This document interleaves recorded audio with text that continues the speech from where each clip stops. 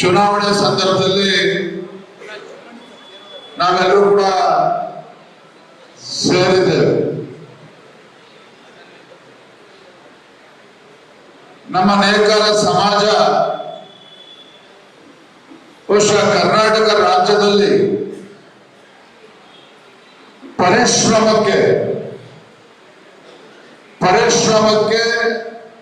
ಹಾಗೂ ಸ್ವಾಭಿಮಾನಕ್ಕೆ ಮತ್ತೊಂದು ಹೆಸರು ಯಾವುದಾದ್ರು ಇದ್ರೆ ಅದು ನೇಕಾರ ಸಮಾಜ ಅನ್ನೋದನ್ನ ಬಹಳ ಹೆಮ್ಮೆಯಿಂದ ನಾನು ಈ ಸಂದರ್ಭದಲ್ಲಿ ಇಷ್ಟಪಡ್ತೇನೆ. ಅನೇಕ ಹಿರಿಯರು ಮಾತನಾಡ್ತಾ ಸನ್ಮಾನ BS ಯಡಿಯೂರಪ್ಪನವ್ರನ್ನ ಉಲ್ಲೇಖ ಮಾಡಿದ್ರು. ಈ ರಾಜ್ಯದ ಮುಖ್ಯಮಂತ್ರಿಗಳಾಗಿ ಸನ್ಮಾನ BS ಯಡಿಯೂರಪ್ಪನವರು ಈ ನಾಡಿನ ರೈತನ ಜೊತೆಗೆ ಈ ನಾಡಿನಲ್ಲಿರ್ತಕ್ಕಂಥ ನೇಕಾರ ನಾಡಿನ ಕಣ್ಣುಗಳು ಅನ್ನೋದನ್ನ ಸನ್ಮಾನ BS ಯಡಿಯೂರಪ್ಪನವರು ಬಹಳ ಬಲವಾಗಿ ನಂಬಿರ್ತಕ್ಕಂಥದ್ದು. ಆ ಕಾರಣಕ್ಕಾಗಿನೇ ಅವರು ಯಡಿಯೂರಪ್ಪನವರು ಮುಖ್ಯಮಂತ್ರಿಗಳಾಗಿದ್ದಾಗ ಸುಮಾರು 100 ಕೋಟಿಗಿಂತ ಹೆಚ್ಚು ನೇಕಾರರ ಸಾಲವನ್ನ ಮನ್ನಾ ಮಾಡುವಂತ ಕೆಲಸವನ್ನು ಮಾಡಿದ್ರು. ನೇಕಾರರಿಗೆ ಒಂದು ಪ್ರತ್ಯೇಕ ಅಭಿವೃದ್ಧಿ ನಿಗಮ ಕೂಡ ಸ್ಥಾಪನೆ ಆಗಿರ್ತಕ್ಕಂಥದ್ದನ್ನು ಕೂಡ ಅವರೆಲ್ಲರೂ ಕೂಡ ಉಲ್ಲೇಖ ಮಾಡಿದ್ರು MD ಲಕ್ಷ್ಮಣನ ಆದಿಯಾಗಿ.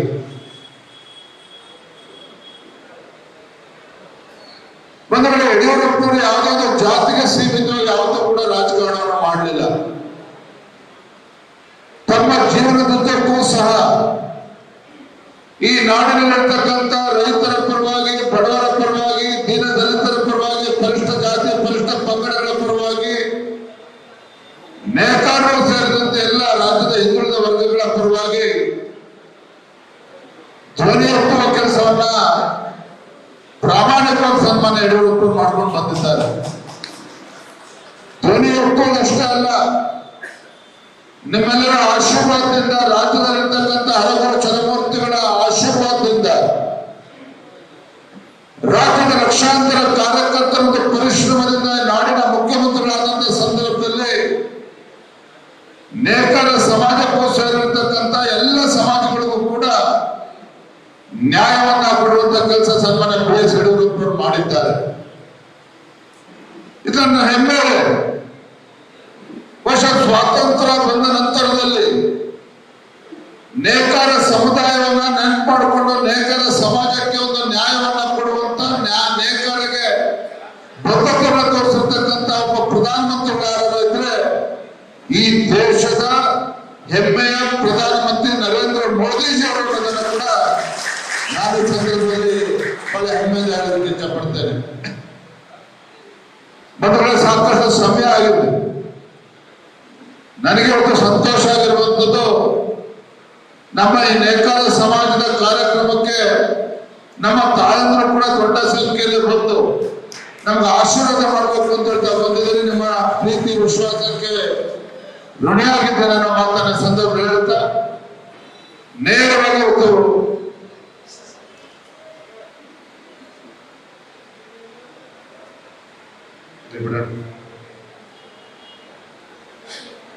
ನಾವಿವತ್ತು ಯಾರನ್ನ ಅಭ್ಯರ್ಥಿ ಮಾಡಿದ್ದೇವೆ?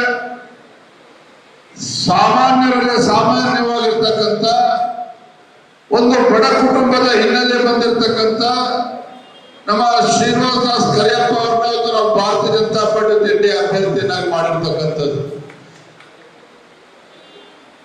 ಇವತ್ತು ಮತದಾರರ ಕ್ಷೇತ್ರದಲ್ಲಿ ದಾವಣಗೆರೆ ದಕ್ಷಿಣ ಕ್ಷೇತ್ರದ ಮತದಾರರು ಇವತ್ತು ಮಾತನಾಡ್ಕೊಳ್ತಾ ಇದ್ದಾರೆ. ನಾಳೆ ಚುನಾವಣೆ ಮುಗಿದು ಶಾಸಕರು ಹೇಗಿರ್ಬೇಕು ಅಂತ ಹೇಳಿದ್ರೆ, ನಾಳೆ ಯಾವುದೋ ಒಂದು ಬಂಗಲೆ ಮುಂದೆ ಹೋಗಿ ಗೇಟ್ ಹೊರಗಡೆ ನಿಂತು ಕಾಯೋದಕ್ಕಿಂತ ಹೆಚ್ಚಾಗಿ ನಮ್ಮ ಶಾಸಕರು ಹೆಂಗಿರ್ಬೇಕು ಅಂತ ಹೇಳಿದ್ರೆ, ನಮ್ಮ ಶಾಸಕರು ಯಾವುದೋ ಬಂಗಲೆ ಮುಂದೆ ಹೋಗಿ ಗೇಟ್ ಬಾಗ್ಲಾಕಿರ್ತಾರೆ, ಗೇಟ್ ಹೊರಗಡೆ ನಿಂತ್ಕೊಂಡು ಕಾಯ್ತಕ್ಕಂಥ ಶಾಸಕರು ನಮಗೆ ಬೇಡ. ಆದ್ರೆ ನನ್ನ ಸಮಸ್ಯೆ ಬಂದಾಗ ದಾವಣಗೆರೆ ದಕ್ಷಿಣ ಕ್ಷೇತ್ರದಲ್ಲಿ ಅಭಿವೃದ್ಧಿ ಕೆಲಸ ಆಗ್ಬೇಕು ಅಂತ ಹೇಳಿದ್ರೆ, ದಾವಣಗೆರೆ ದಕ್ಷಿಣ ಕ್ಷೇತ್ರದಲ್ಲಿ ಒಬ್ಬ ನೇಕಾರ ಸಮುದಾಯದ ಸಮಸ್ಯೆಗೆ ಸ್ಪಂದನೆ ಮಾಡಬೇಕು ಅಂತ ಹೇಳಿದ್ರೆ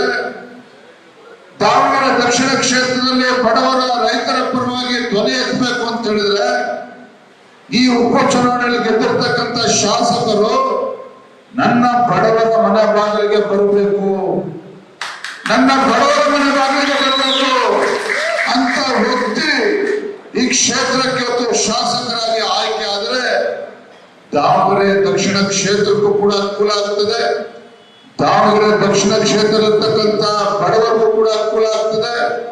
ದಾವಣಗೆರೆ ದಕ್ಷಿಣ ಕ್ಷೇತ್ರ ಇರ್ತಕ್ಕಂಥ ನೇಕಾರ ಸಮಾಜ ಇರ್ಬೋದು, ಬಡವರು ಇರ್ಬೋದು, ಹಿಂದುಳಿದ ಸಮಾಜಗಳು ಇರ್ಬೋದು, ಅವರೆಲ್ಲರಿಗೂ ಕೂಡ ಅನುಕೂಲ ಆಗ್ಬೇಕು ಅಂತ ಹೇಳಿದ್ರೆ ಇವತ್ತು ಒಬ್ಬ ಪ್ರಾಮಾಣಿಕ ಒಬ್ಬ ಸಾಮಾನ್ಯ ಕಾರ್ಯಕರ್ತ ಶ್ರೀನಿವಾಸ ದಾಸ್ ಕರಿಯಪ್ಪ ಅವರು ಇವತ್ತು ಶಾಸಕರಾಗಿ ಬಂದಾಗ ಮಾತ್ರ ಇವತ್ತು ನಮ್ಮ ಮನೆ ಬಾಗಿಲಿಗೆ ಬರೋದಕ್ಕೆ ಸಾಧ್ಯ ಆಗ್ತದೆ. ನಮ್ಮ ಮನೆ ಬಾಗಿಲಿಗೆ ಬಂದು ನಮ್ಮ ಸಮಸ್ಯೆಗಳನ್ನ ಕೇಳ್ತಕ್ಕಂಥ ಕೆಲಸವನ್ನ ಶ್ರೀನಿವಾಸ ದಾಸ್ ಕರಿಯಪ್ಪ ಅವರು ಮಾಡ್ತಾರೆ. ಬಂಧುಗಳೇ, ನನ್ನ ಪ್ರಾಮಾಣಿಕ ಮಾತನ್ನ ಹೇಳ್ತಾನೆ, ನಾನು ಯಾರ ಹೇಳಿದರೂ ಕೂಡ ಇವತ್ತು ದ್ವೇಷವನ್ನ ಸಾಧಿಸೋದಕ್ಕೆ ಬಂದಿಲ್ಲ. ಇವತ್ತು ಕಾಂಗ್ರೆಸ್ ಇವತ್ತೇನೊಂದು ಕುಟುಂಬ ಇವತ್ತು ದಾವಣಗೆರೆ ಜಿಲ್ಲೆನಲ್ಲಿದೆ. ಸಚಿವರಿದ್ದಾರೆ ಆ ಕುಟುಂಬದಲ್ಲಿ, ಸಂಸದರಿದ್ದಾರೆ. ಇನ್ನೂ ಎಷ್ಟು ಬೇಕು ಸ್ವಾಮಿ? ಹಾಗಾದ್ರೆ ಸಚಿವರಿದ್ದು ಸಂಸದರಿದ್ರು ಕೂಡ ದಾವಣಗೆರೆ ದಕ್ಷಿಣ ಕ್ಷೇತ್ರದ ಜ್ವಲಂತ ಸಮಸ್ಯೆಗಳಿಗೆ ಇವತ್ತು ಉತ್ತರವನ್ನು ಕೊಡೋದಕ್ಕೆ ಸಾಧ್ಯ ಆಗಿದೆಯಾ? ಈ ಕ್ಷೇತ್ರದ ಅಭಿವೃದ್ಧಿ ಮಾಡೋದಕ್ಕೆ ಸಾಧ್ಯ ಆಗಿದೆಯಾ? ಬನ್ನಿ ನಮ್ಮ ಶಿಕಾರಿಪುರ ವಿಧಾನಸಭಾ ಕ್ಷೇತ್ರಕ್ಕೆ. ಯಡಿಯೂರಪ್ಪರು ಕೂಡ 30-40 ವರ್ಷಗಳಿಂದ ರಾಜಕಾರಣ ಮಾಡ್ತಾ ಇದ್ದಾರೆ. ಬಂಧುಗಳಲ್ಲಿ ಹೆಮ್ಮೆ ಇದೆ. ಇವತ್ತು ಕರ್ನಾಟಕ ರಾಜ್ಯದ 224 ವಿಧಾನಸಭಾ ಕ್ಷೇತ್ರದಲ್ಲಿ ಅತಿ ಹೆಚ್ಚು ಅಭಿವೃದ್ಧಿ ಆಗಿರತಕ್ಕಂತ ಒಂದು ವಿಧಾನಸಭಾ ಕ್ಷೇತ್ರ ಯಾವ್ದಾದ್ರು ಇದ್ರೆ ನನಗೂ ಕೂಡ ರಾಜಕೀಯ ಜನ್ಮ ಕೊಟ್ಟಿರ್ತಕ್ಕಂಥ ಸನ್ಮಾನ ಯಡಿಯೂರಪ್ಪರು ಕೂಡ ರಾಜಕೀಯ ಜನ್ಮ ಕೊಟ್ಟಿರ್ತಕ್ಕಂಥ ನನ್ನ ಹೆಮ್ಮೆಯ ಶಿಕಾರಿಪುರ ವಿಧಾನಸಭಾ ಕ್ಷೇತ್ರ.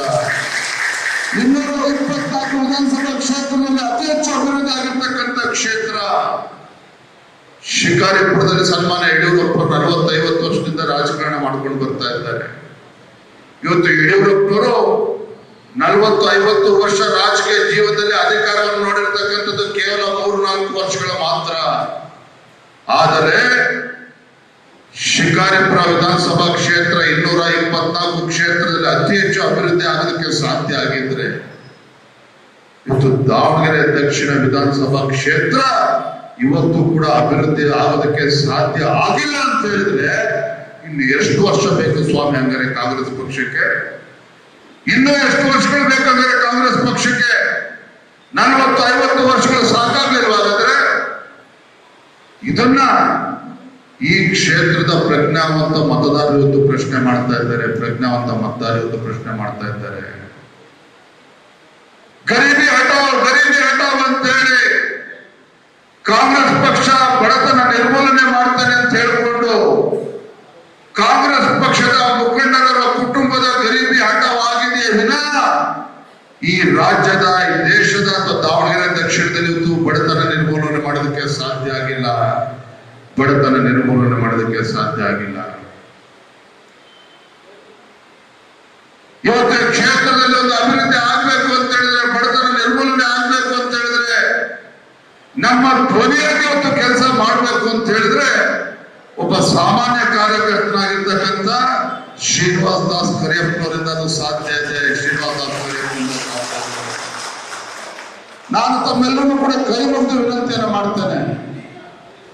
ಸಾಕು, ಇಷ್ಟು ವರ್ಷಗಳ ಕಾಲ ಇವತ್ತು ಕಾಂಗ್ರೆಸ್ ಪಕ್ಷಕ್ಕೆ ಆಶೀರ್ವಾದನ ಮಾಡಿದ್ದೀರಿ. ಕಾಂಗ್ರೆಸ್ ಪಕ್ಷಕ್ಕೆ ಆಶೀರ್ವಾದ ನಿರಂತರ ಮಾಡ್ಕೊಂಡು ಬಂದಿದ್ದೀರಿ. ಆದರೆ ಶೋಷಿತ ಪೀಡಿತ ಸಮುದಾಯಗಳ ಹೆಸರು ಹೇಳಿಕೊಂಡು, ಹಿಂದುಳಿದ ವರ್ಗಗಳ ಹೆಸರು ಹೇಳಿಕೊಂಡು, ಅಲ್ಪಸಂಖ್ಯಾತರ ಹೆಸರು ಹೇಳಿಕೊಂಡು ಶೋಷಣೆ ಮಾಡ್ತಾ ಇರ್ತಕ್ಕಂಥ ಈ ಕಾಂಗ್ರೆಸ್ ಪಕ್ಷಕ್ಕೆ ಒಂದು ಪಾಠವನ್ನ ಕಲಿಸ್ತಕ್ಕಂಥ ಒಂದು ಉಪಚುನಾವಣೆ ನಮ್ಮ ಮುಂದೆ ಬರೀತಕ್ಕಂಥದ್ದು. ರಾಜ್ಯದಲ್ಲಿ ಕಳೆದ 3 ವರ್ಷಗಳಿಂದ ಕಾಂಗ್ರೆಸ್ ಪಕ್ಷ ರಾಜ್ಯದ ಅಧಿಕಾರಕ್ಕೆ ಬಂದು ಅಭಿವೃದ್ಧಿ ಮಾಡ್ತೇವೆ ಅಂತ ಹೇಳಿ ರಾಜ್ಯದಲ್ಲಿ ಕಳೆದ 3 ವರ್ಷದಲ್ಲಿ ಇವತ್ತು ಯಾವುದೇ ಕ್ಷೇತ್ರದಲ್ಲಿ ಅಭಿವೃದ್ಧಿ ಮಾಡೋದಕ್ಕೆ ಇವತ್ತು ಹಣ ಕೊಡೋದಕ್ಕೆ ಸಾಧ್ಯ ಆಗಿಲ್ಲ. ಇಂಥ ಅಭಿವೃದ್ಧಿ ವಿರೋಧಿ ಕಾಂಗ್ರೆಸ್ ಸರ್ಕಾರವನ್ನ, ಬಡವರ ವಿರೋಧಿ ಕಾಂಗ್ರೆಸ್ ಸರ್ಕಾರ ವಿಭಾಗಕ್ಕೆ, ಹಿಂದುಳಿದ ವರ್ಗಗಳು, ಪರಿಷ್ಠ ಜಾತಿ ಪರಿಷ್ಠ ಪಂಗಡಗಳ ವಿರೋಧಿ ಕಾಂಗ್ರೆಸ್ ಸರ್ಕಾರಕ್ಕೆ ಒಂದು ತಕ್ಕ ಪಾಠವನ್ನ ಕಲಿಸ್ತಕ್ಕಂಥ ಒಂದು ಸುವರ್ಣ ಅವಕಾಶ ಒದಗಿ ಬಂದಿರತಕ್ಕಂಥದ್ದು. ನಾಳೆ ಏಪ್ರಿಲ್ 9ನೇ ತಾರೀಕು ನಡೀತಾ ಇರ್ತಕ್ಕಂಥ ದಾವಣಗೆರೆ ದಕ್ಷಿಣ ಕ್ಷೇತ್ರದ ಉಪಚುನಾವಣೆ ನಮ್ಮೆಲ್ಲರ ಅಪೇಕ್ಷೆ ಇರುವಂತದ್ದು. ಈ ಉಪಚುನಾವಣೆಯಲ್ಲಿ ಹಣದ ಮೇಲ್ಗೈ ಆಗಬಾರದು. ಹಣದ ಅಧಿಕಾರದ ದರ್ಪದಿಂದ, ಹಣದ ದರ್ಪ ಈ ಉಪಚುನಾವಣೆಯಲ್ಲಿ ಮೇಲ್ಗೈ ಆಗಬಾರದು.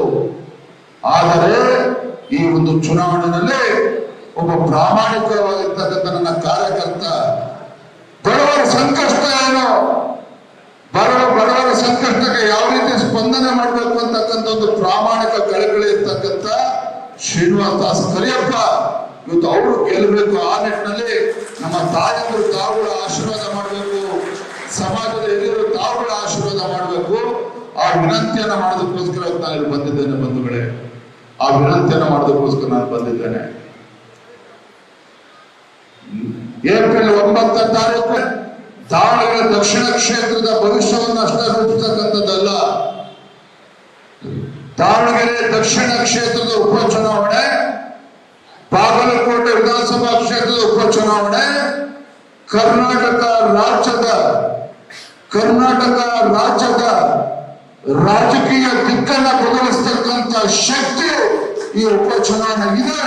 ಹಾಗಾಗಿ ತಾವೆಲ್ಲರೂ ಕೂಡ ಪ್ರಜ್ಞಾವಂತ ಸಮಾಜ ಮತ್ತು ನೇಕಾರ ಸಮಾಜ ತಾವಿವತ್ತು 16 ಬಾರಿ ಯೋಚನೆ ಮಾಡಿ ಇವತ್ತು ದಾವಣಗೆರೆ ದಕ್ಷಿಣ ಕ್ಷೇತ್ರದ ಅಭಿವೃದ್ಧಿ ಅಷ್ಟಲ್ಲ, ನಮ್ಮ ಸಮಾಜದ ಅಭಿವೃದ್ಧಿ ದೃಷ್ಟಿಯಿಂದಲೂ ಕೂಡ ಇವತ್ತು ನಮ್ಮ ಭಾರತೀಯ ಜನತಾ ಪಾರ್ಟಿ ಅಭ್ಯರ್ಥಿನ ಶ್ರೀನಿವಾಸ ದಾಸ್ ಕರಿಯಪ್ಪನ ತಾವು ಆಶೀರ್ವದಿಸಬೇಕು, ದೊಡ್ಡ ಅಂತರದಲ್ಲಿ ಗೆಲ್ಲಿಸಬೇಕು ಅನ್ನುವ ವಿನಂತಿಯನ್ನ ಮತ್ತೆ ಮತ್ತೆ ಮಾಡ್ತಾ ತುಂಬಾ ಸಂತೋಷ ಆಗಿದೆ.